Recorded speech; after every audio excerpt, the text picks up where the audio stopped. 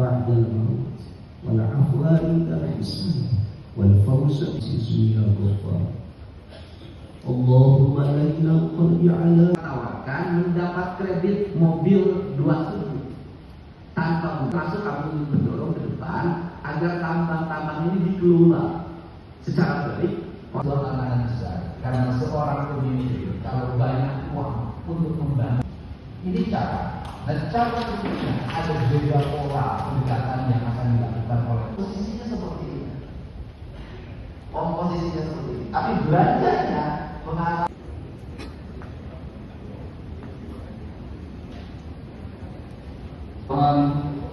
Badan Pembentukan Peraturan Daerah DPRD Provinsi Jawa Barat dari sini KK 02.01 dari Hukum tahun 2025 berdasarkan rapat pada musyawarah tanggal 20 September.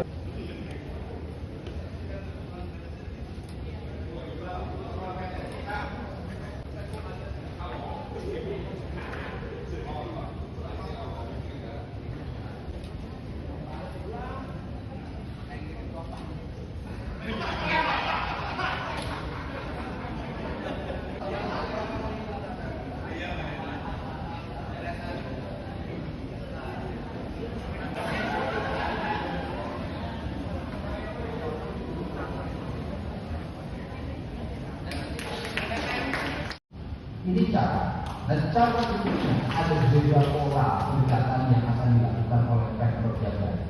Yang pertama adalah kami sampaikan pada siapapun bahwa dana transfer daerah dalam pandangan hukum yang saya miliki bukan dikurangi, tapi pandangan kami adalah ditunda. Kenapa? Karena itu adalah undang-undang di mana setiap daerah berhak atas dana lebih hasil yang sudah diatur. Untuk itu bagi saya ini adalah penundaan yang suatu saat bisa dikembalikan. Nah, ini prinsip pertama. Kemudian prinsip dasar yang kedua adalah seluruh penundaan ini akan menjadi berkah. Manakala kita mampu melakukan pengelolaan dan anggaran yang sangat minim dengan hasil yang sangat maksimal. Andai kata ada keajaiban di suatu saat dana transfer itu dikembalikan dengan dasar apa?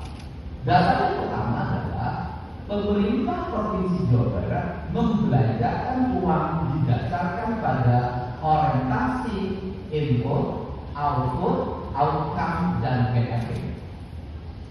Inputnya ada proses mekanisme yang dilakukan baik di internal birokrasi melalui pendekatan komunikasi rapat-rapat banggar DPRD Provinsi Jawa Barat. Ini adalah bagian dari input. Ada ketertiban administrasi yang harus kita jaga sebagai bagian ikhtiar taatan kita pada peraturan undang-undang. Yang kedua adalah output. Di inputnya apa, outputnya apa? Karena kita menginput, mengorientasikan pada apa? Pada 3 hal menurut saya. 1, ingin ada layanan infrastruktur publik yang memadai sehingga masyarakat Jabar itu mengalami peningkatan kualitas hidup karena kualitas infrastrukturnya baik. 1, kualitas infrastruktur jalan.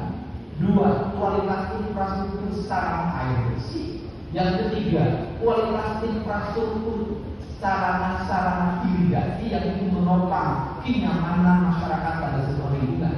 Yang keempat, infrastruktur sarana sanitasi lingkungan masyarakat. Ini adalah penting, di saat di dalamnya termasuk infrastruktur sarana kesehatan. Ini menjadi aspek dasar dalam memenuhi kebutuhan dasar masyarakat sebagai masyarakat yang berada. Yang pertama.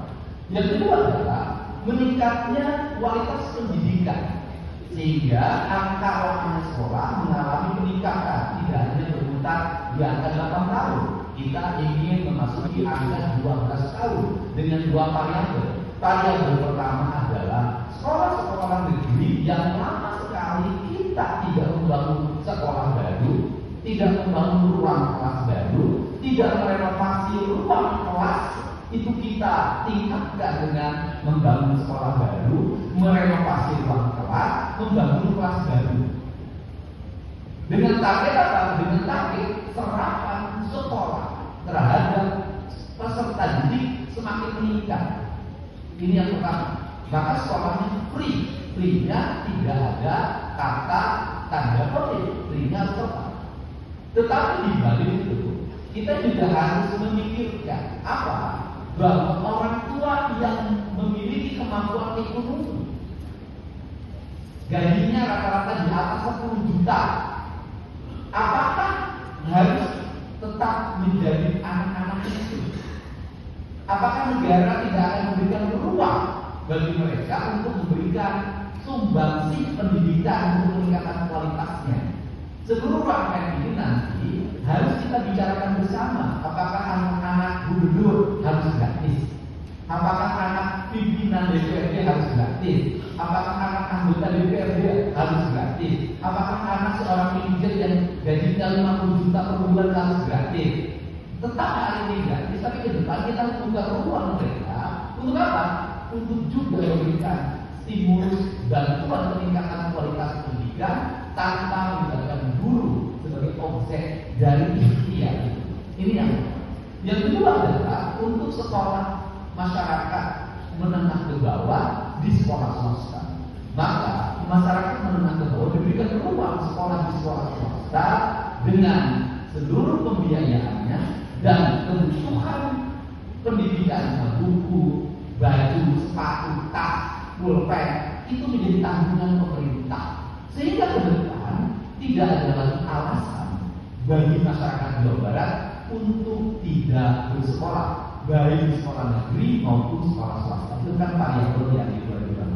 Kemudian berikutnya adalah ikhtiar layanan kesehatan. Ikhtiar layanan terhadap kesehatan kita bisa melihat apa sih yang menjadi problem di masyarakat kita. Yang menjadi problem di masyarakat kita adalah BPJS-nya sudah dibayar, tetapi biaya untuk pergi ke rumah sakitnya, kemoterapinya tidak. Selama di rumah sakitnya nungguin orang tuanya jadi tidak bekerja, kehilangan penghasilan, mereka tidak punya kemampuan lagi berlama-lama di rumah sakit karena tidak mampu lagi beli beras, tidak mampu lagi makan. Yang berikutnya adalah biaya yang tidak ditanggung oleh BPJS. Ini harus ada ikhtiar yang bukan lagi disandarkan pada aspek-aspek regulasi undang-undang tentang peraturan daerah, tentang anggaran belanja dan pendapatan daerah. Maka salah satunya adalah mendorong yang disebut dengan rereonan Sapoe Sadebu di seluruh daerah di Provinsi Jawa Barat, termasuk di kantor-kantor pemerintah provinsi dan kabupaten kota, untuk memberikan ruang apa? Memberikan ruang fiskal bagi mereka keluarga yang mengalami kesulitan keuangan disebabkan karena tidak punya kemampuan akomodasi dan transportasi terhadap mereka yang sakit, yang melahirkan dan problem lain. Dan itu berjalan dalam setiap hari. Sehingga kenapa ini dilakukan? Karena kami pemerintah Provinsi Jawa Barat tidak mau ada rakyat Jawa Barat meninggal disebabkan karena dia cabut dari rumah sakit, atau tidak pergi kemoterapi, atau tidak pergi cuci darah, atau tidak ikut mengikuti operasi kebocoran jantung di Bandung dan Jakarta disebabkan tidak punya ongkos dan tidak punya biaya selama dirawat. Ini cara kita untuk menyelesaikan problem ini. Nah,